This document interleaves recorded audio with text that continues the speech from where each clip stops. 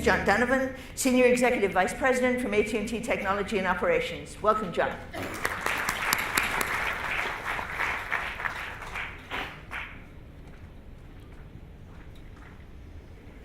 Thanks, Sue. Good afternoon, everyone. It's great to be here again this year. On behalf of the employees at AT&T, I appreciate the invitation to speak with you. Last year at this venue, I talked with you about some initial details of our software-centric network strategy. And I'm glad to be here today and tell you we've come a long way in the past year, and I'm excited to update you specifically on our progress. The vision I introduced last year elaborated on a new network approach, in fact, a complete rethinking of our network. It was our strategy in response to the accelerating growth in demand and traffic amid the explosion of devices that were tapping into our network. We've had a 100,000% increase in data traffic over the past 8 years. That's not an error, 100,000%. I can't think of many industries that have had to face that type of change in such a short amount of time, and particularly not for our industry. So think lots of time and lots of capital. Smartphones began this trajectory, but video and the Internet of Things have sharpened the curve. In fact, video has become the leading app on our network, comprising more than half of our data traffic. Does anyone see this slowing down? I'd love to talk to you afterwards if so. To address this increasing demand, we could take two different directions.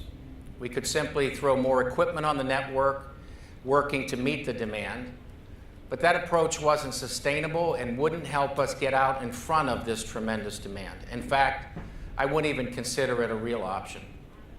We needed an approach to help us handle traffic differently, to scale differently, and to dramatically lower our cost.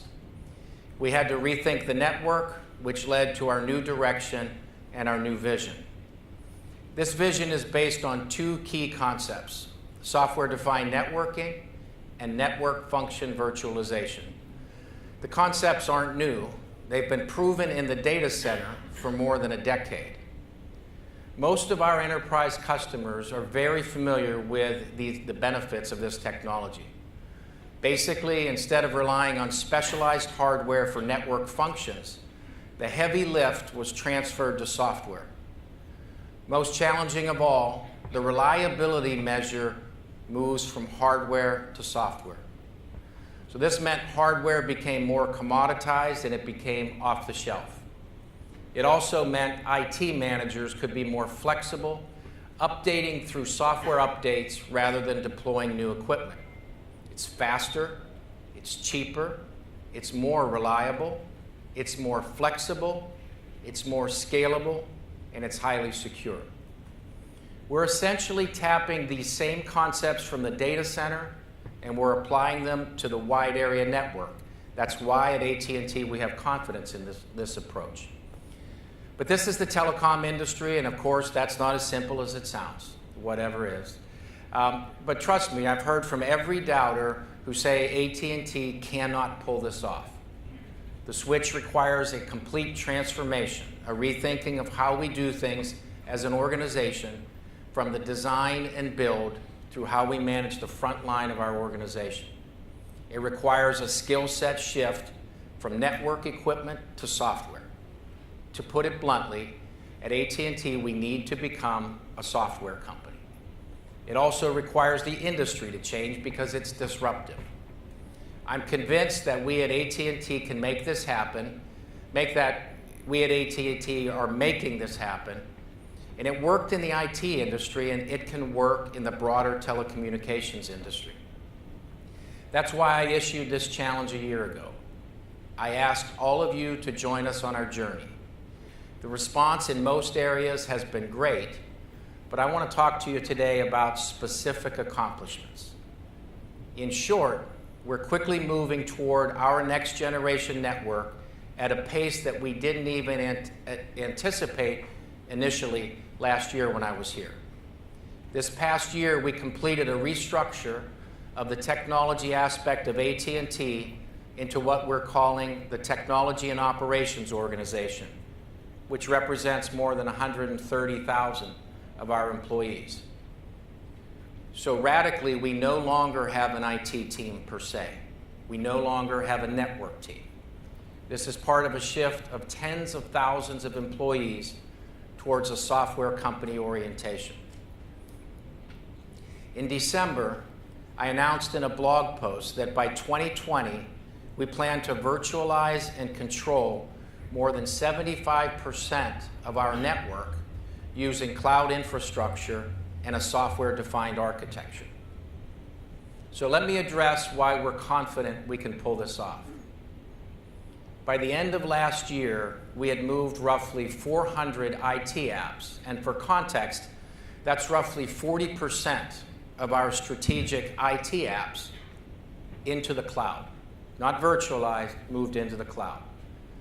We're operating at a pace this year where we're migrating an app a day.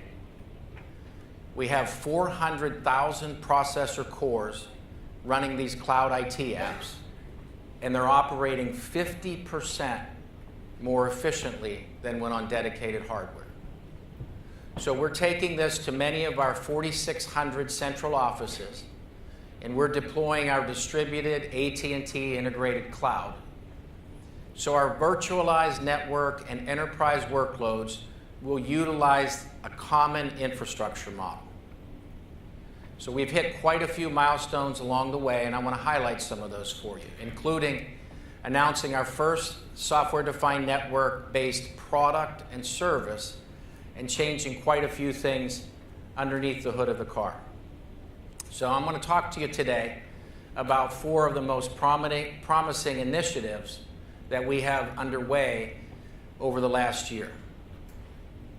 The first one is Network on Demand. I alluded to some pending initial projects during my keynote last year. The first of these was launched last fall. We call it Network on Demand, and the name, unlike some of the crazy names we come up with, actually is quite descriptive of what happens. In other words, my daughter would understand it. Network on Demand essentially allows our customers to increase or decrease their network bandwidth as needed in real time, meaning they can use just what they need when they need it. Now that sounds simple, but ask some of your network managers back at the office if they can do this with their WAN access, and they'll give you a blank stare. Unless they're in one of our launched markets. We're rapidly expanding this groundbreaking service, and just last week we announced availability in 6 more markets: Austin, Texas, Dallas, Houston, San Antonio, San Francisco, and Los Angeles. And it's getting rave reviews, and we're really, really excited about that service. So that's the first one. The second initiative underneath the hood is our mobile packet core. This next initiative is going to dramatically transform our mobile network. We're in the process of virtualizing the mobile packet core, and while most of the focus when you're talking about mobile coverage and quality is on spectrum, the mobile core is a key area that dictates mobile network performance. And we're doing this by virtualizing network functions that run on our mobile network onto, as I explained earlier, a common platform. The big deal here is that before we started this transition, each mobile app had its own dedicated hardware. This made the network complex, challenging, and extremely expensive to upgrade. Now we're migrating to off-the-shelf hardware, and we're moving those functions into software. We'll be able to add new and improved services with a software update, just like you do a mobile device when there's an OS update available. So this means that we'll be able to add capacity and capability faster, and it means that we'll be reducing complexity and cost. You'll start to see the benefits of this transition soon, beginning with our Connected Car initiative and our MVNO services this year.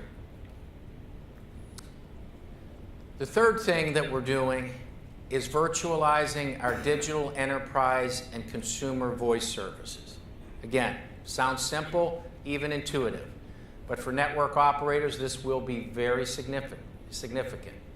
It means we're moving all of our digitized voice, business voice over IP, VoLTE, consumer voice to the home, features like HD voice into one common network. It's called the Virtualized Universal Services Platform, and it's going to dramatically increase the efficiency on AT&T's network while dramatically improving our voice quality. The last initiative that I'm going to elaborate on is what we call the AT&T Integrated Cloud, and this is telecom, so we love acronyms, and what we're calling it internally is AIC. With this program, we're integrating our various cloud infrastructure components into one aggregated yet highly distributed cloud. This aggregated cloud will support both the enterprise and the network applications, as I said earlier. So we're making great headway on this program too.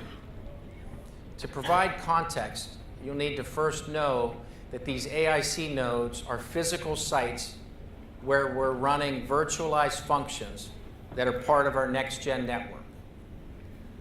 We have 29 nodes today, and we're targeted to migrate our complete vision with adding a plan to add 40 more by the end of this year. So we'll be up at 69 of these physical locations. Now, to better understand where we are on our journey, mapping it out, we believe there are 150 network functions that we want to virtualize and control with our target architecture. Our plan is to transform 5% of those functions by the end of the year, and eventually, as I said earlier, we plan to have 75% of all of our network functions virtualized by 2020. The remaining functions, leading from 75 to 100, either don't require a transition or they serve areas where a transition wouldn't make sense for either AT&T or our customers. Otherwise, we do them all. This requires a lot of planning and prep, which is the really hard work because it hasn't been done before and it requires a new approach to new problems. So we're essentially pioneering a lot of the new things along the way. It's the biggest hurdle in the transition, but the end will be considerably better. These are only 4 of the major initiatives that we're focused on right now. I'll be updating on others throughout this year at industry gatherings and via my blog, but I'd like to talk about some other things that I discussed last year that are necessary for this type of vision to become a reality. We made some radical changes to how we approach building the next generation network this time around. It changed how we do business, how we collaborate with suppliers, how we manage those systems, the platforms, the software, and the people. I got a lot of questions last year about what are you doing with the people? It's an open process that's going to listen to some of the more nimble, innovative ideas and push everyone to adapt quickly. We called on the industry to move quickly with us, and for the most part, you folks have responded in a very positive way. And we're seeing a nice ecosystem developing. It's nice to get calls from other operators asking how we're doing this. Another key driver of the ecosystem is a pivot from a traditional networking to real-time distributed software skills, and that's a complete cultural shift. I'm encouraged by the response to this challenge I issued to our team in the industry last year. I call this internally our skills pivot. As we move closer to our vision for the company, our network, and our workforce by this year 2020. So we've been working with educational innovators, and you've seen announcements like with Udacity, Georgia Tech University, that offers our employees new and innovative ways that will help them transform their skill set into this architecture and be ready for the 21st century. To date, we've seen more than 500,000 employee course enrollments at AT&T for our emerging technology training. These include topics broad like agile software and the new project management, narrow things like cybersecurity, SDN architectures and protocols, and of course, real-time distributed computing, a very scarce skill right now globally. And today we have a dedicated team of more than 2,000 people that are solely committed to making our SDN vision come to life. Beyond the skills pivot, it's also about enhancing our culture to be one that's centered on our customers first and improving our capabilities and, as I mentioned over and over again, lowering our costs. That's something that we're emphasizing across the entire organization. It's a powerful demonstration that our AT&T workforce is moving along the same path in lockstep with our implementation vision. So we're excited. It's nice to see things starting to come together, and we've moved quickly. And with a new organizational structure, we're moving not only quickly, but differently. Where we've failed, we've moved quickly to adjust, and we're doing better every step, every day. In retrospect, we're exactly at the place that we thought we could be when we started this journey. That doesn't mean we're complacent with our initial success, and that doesn't mean there aren't still a bunch of doubters out there. I won't be proclaiming mission accomplished yet, but institutional habits take time to change. Most of all, we're building this network while operating our current one. Our customers' experience is our top priority, so we need to ensure the highest quality along the way. So there's a little more color about what we're doing and where we're going. And I'm very optimistic, as you can tell, about the future, and I'm enthusiastic about how far we've come.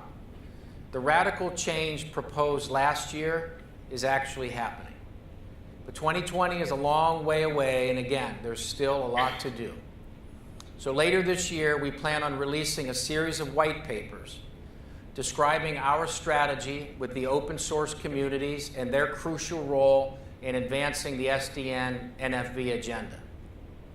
Additionally, we plan to lay out how SDN and NFV leads to more secure and reliability in the solutions that we offer to our customer. So in closing, I'll reiterate my challenge from last year. Who wants to join us? Who's in? And I'm around all this week and look forward to hearing from you. I'd also love to hear any comments you have via my blog post, which went live at AT&T.com/innovation today. Thanks for your attendance here this year, and thanks for coming today. I hope you enjoy it and experience a great event. Thank you. Sure. We have time for one question. Do we have a question in the audience? If not, let me ask one. It seems that you are really dealing with the hard stuff as well. Oh, you have a question over here? But we know a technology is real when we start talking about process and organizational change. So go ahead, please say who you are before you ask. Hello, Fabian Fevecino, Huawei. I don't know if you can expand a little bit more on the business model from this network on demand. The business model, I'm sorry. For network on demand. For network on demand. Business model all the way around is different than we do today. The first reaction most have is that it'll cause a curtailment in demand because customers will only use it when they need it. Actually, what we're starting to see is more up speeds and port growth, because what we're starting to see is they're throwing bandwidth at operational challenges that they have. So the relationship with the customer is dramatically different. We launched a hybrid service that allows you to take network on demand and your traditional network and get them into one management structure. And so what you do with the customer is different. How you charge, how they order it is drastically different. If you look at how we, the models of the supply side, which I presume was the core of the question, that we have a few models that we're reviewing. Some is a consumption-based model where we pay on consumption. But our preferred is to buy it.